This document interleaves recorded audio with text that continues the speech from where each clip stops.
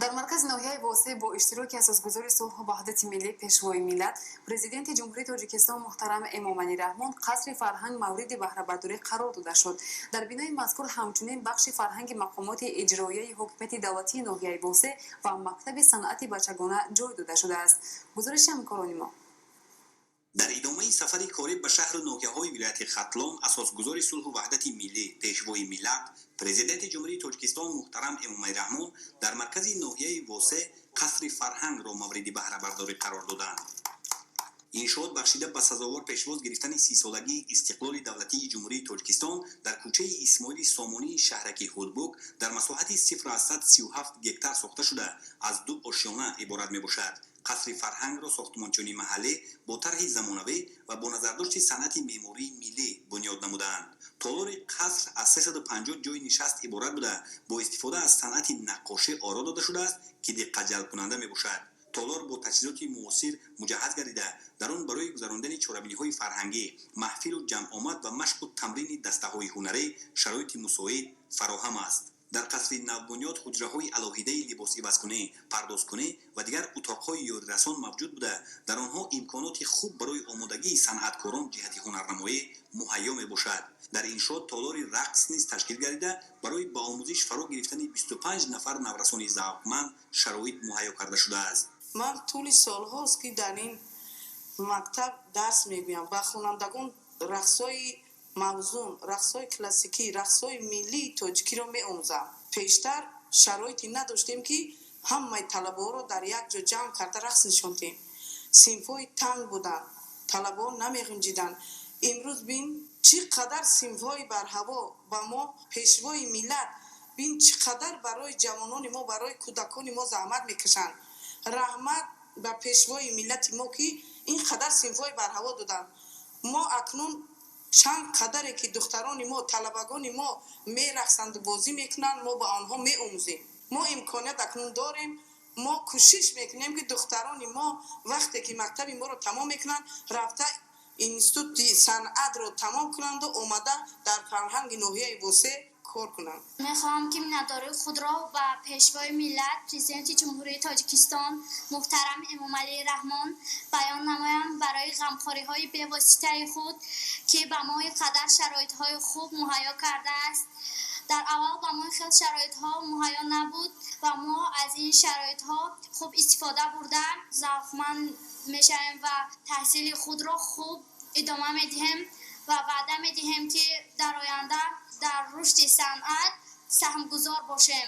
و ما معلممون رقص‌های ملی تاجیکی موزون را می‌آموزاند. در بینای مذکور بخش فرهنگ مقامات اجرایی حکومت دولتی ناحیه واسع و مکتب صنعت بچگانه جای داده شده. کارمندان صاحب با 15 اتاق کاری و 4 صنفخانه تعلیمی مجهز با تجهیزات ضروری تامین گردیدند. واقعا هم شده شوی قصر فرهنگ در ناحیه واسع یک روزی فراموش نشدنی است. البته با دستگیری پیشوای معظم ملت پرزیدنت جمهوری تاجیکستان محترم امامعلی رحمان قصر فرهنگ زمانوی ساخته و استفاده داده شد. این آرمان دلی چندین ساله فرهنگچیان ناحیه بود.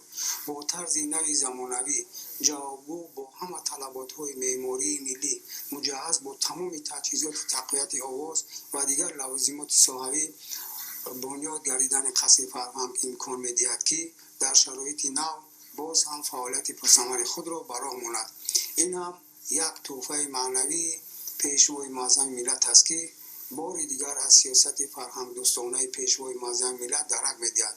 جواباً با چنین همکاری‌های بی‌نظیر پیشوای معظم ملت ما اهل فرهنگچیان ناحیه واسع عزم داریم که در آینده در عملی نمودن سیاست فرهنگی دولت و حکومت جمهوری تاجیکستان تمام هنر و استعداد خود را صرف نماییم. سازهای موسیقی گوناگون، تجهیزات معاصر تقویت آواز و دیگر لوازمات ضروری برای اهل فرهنگ ناحیه تامین میباشد. به سرور دولت اطلاع دادند که انشاءات نو زمانوی فرهنگی با فرمایشگری فیلیال ریاست ساختمان اساسی ولایت ختلان در منطقه کولاب با جلب 100 نفر ساختمانچی محلی از جانب جمعیت دارای مسئولیت محدود سامان آرزو در دوام بیش از 1 سال بنیاد کرده شده است. بعد مورد بهره برداری قرار گرفتن قصر فرهنگ در ناحیه واسع برای بیش از 50 نفر شرایط خوبی کاری مهیا گردید. فرهنگ جوهر هستی ملت این بهای ارجمند پیشوای معظم ملت حقیقتی واقعی تاریخی داشته.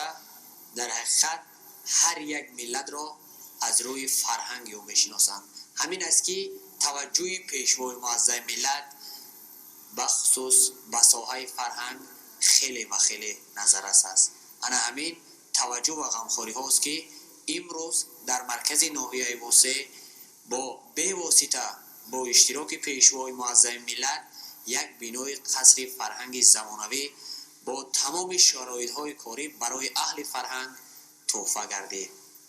ما کارمندان جوان ساحه فرهنگ ناحیه تلاش می‌نماییم که در آینده همچون متخصص جوان در پیشبرد کارهای فرهنگی ناحیه سهمگذار باشیم تا به امروز اهل فرهنگ ناحیه برای برگزار نمودن چهاربینی‌های فرهنگی یک جای معین نداشت و امروز به واسطه با اشتراک پیشوای معظم ملت این بینای قصر فرهنگ مورد استفاده قرار گرفت و باوری داریم که در آینده اهل فرهنگ ناحیه وسه با برنامه‌های رنگارنگ با علمان هنر و استعداد فرهنگی خود در جمهوری، نه تنها در جمهوری بلکه در بیرون از آن هنرنمایی نموده فرهنگ ملی تاجیکی را در جهان معرفی می‌نمایند. در همین جا پرزیدنت جمهوری تاجیکستان پیشوای معظم ملت محترم امامای رحمان به اهل صنعت و هنر ناحیه وسه 30 عدد ساز موسیقی ملی تحفه نمودند که در تکمیل یافتن مهارت کسبی هنرمندان و رشد بیشتر ساحه فرهنگی مملکت زمینه می‌گذارد. خوشبختانه امروز از جانب پیشوای معظم ملت محترم امامعلی رحمان به ما اهل فرهنگ و هنر ناحیه وسه همه نمود سازهای موسیقی از جمله اسباب‌های ضربی، تاری، نفسی و غیره تحفه کرده شد که در پیشرفت فعالیت شعبه فرهنگ زمینه می‌گذارد. قبلا ما در وقت برگزار نمودن چهاربینی‌های فرهنگی از سبب نارسایی سازهای موسیقی تنقیصی می‌کشیدیم و اکنون آن مشکل از بین رفت. ما کوشش می‌کنیم که این همه امکانات موجوده را ثمرناک استفاده برده با تهیه و پیشنهاد برنامه‌های پرمحتوای فرهنگی در تامین فراغتی مردم حصه‌گزار باشیم. سپس سروری دولت در صحن قصر فرهنگ از نمایشگاه دستاوردهای هنرمندان ناحیه وسه دیدن نمودند. در نمایشگاه کندکاران، چوبتراشان، زرگران و کلالگران، آهنگران و دیگر هنرمندان چیره‌دست ناحیه محصول مهنت خویش را به معرض گذاشتند. زنان و بانوان ناحیه نان و دیگر محصولات نانی در شرایط خانه آماده شونده را پیشکش مهمانان نمودند. در اطراف قصر فرهنگ گل و درختان آرایشی و سایه افکن شینانیده شده راهروها پررس سفالک پوش گردیدند. پیشوای ملت محترم امامای رحمان مورد استفاده قرار گرفتن باز یک انشاء معاصر فرهنگی را که جوابگو به طلبات زمانی معاصر است تحفه ارزشمند حکومت مملکت به کارمندان ساحه فرهنگ و هنر ناحیه وسه ارزیابی نموده آنها را برای تهیه برنامه‌های پرمحتوای ایجادی و هنری و بلند برداشتن سطح معرفت‌ناکی ساکنان به خصوص جوانان و نورسان هدایت کردند.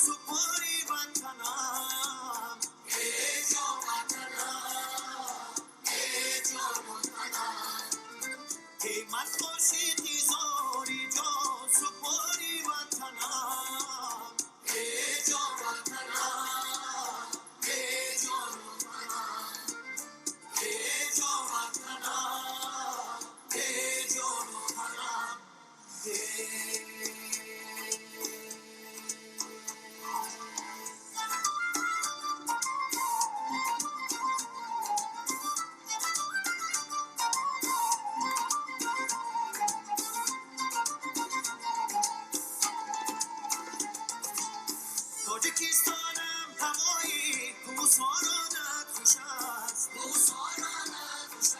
سمت آبی رود بارو آبشارانت خوش است سمت آبی رود بارو آبشارانت خوش است اندل بندر گلستانی تو ای مادر وطن همتی فرزندهایی نامدارانت خوش است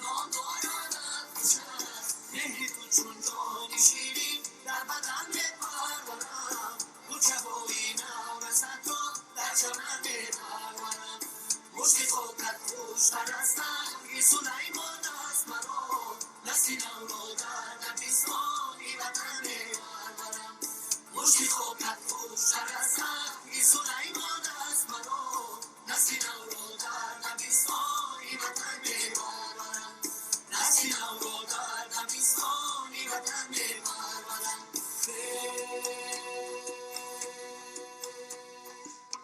وای من تشنه آبی چشمت ساری وطنم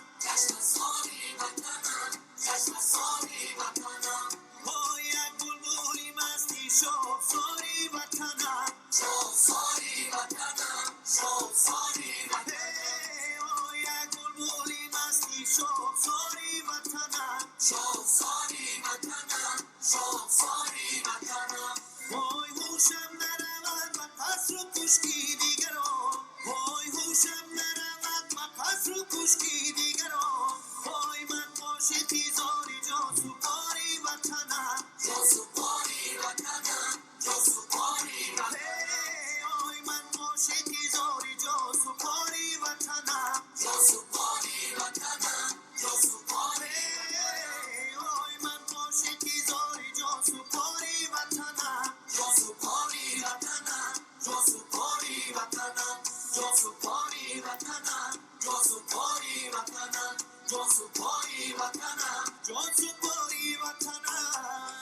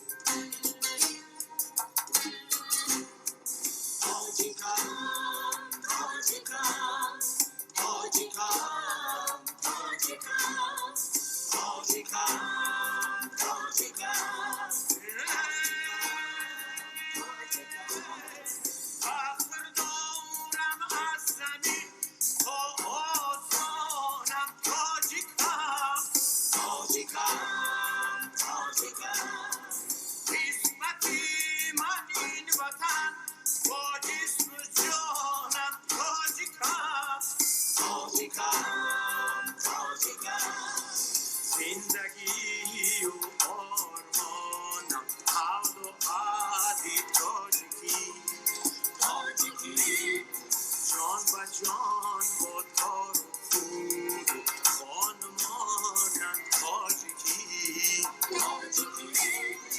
باز بود از هجران من بحری حیفی این وطن دست هستم با قلب و جانی جوانم تاجیکم